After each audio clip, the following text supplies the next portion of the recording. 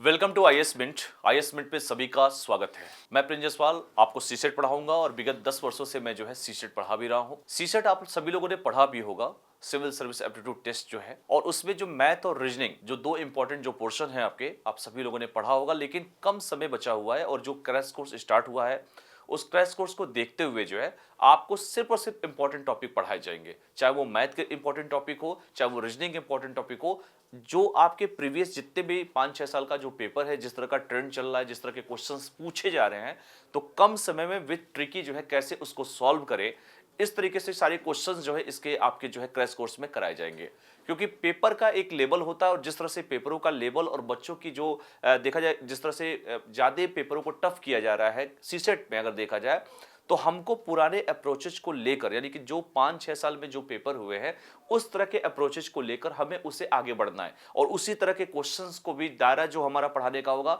उसी तरह के क्वेश्चंस के दायरे को लेकर चलेंगे। क्योंकि समय हमारे पास कम बचा हुआ है, ये 55 दिन का एक समय बचा हुआ है 55 डेज का। और इस 55 डेज में जो है हमारे पास एक बहुत बड़ी चुनौती है, क्योंकि सीसेट को भी आप नेग्लेक्ट नहीं कर सकते हैं, क्योंकि आपको ये पेपर बिना क्वालिफाई किए फिर आप मेंस नहीं दे पाएंगे। तो हम कोशिश करेंगे कि जितने भी टॉपिक हैं, चाहे वो मैथ के टॉपिक हो, चाहे वो रीजनिंग के टॉपिक हो, जितने भी, चाहे कैलेंडर हो, चाहे ब्लड रिलेशन हो,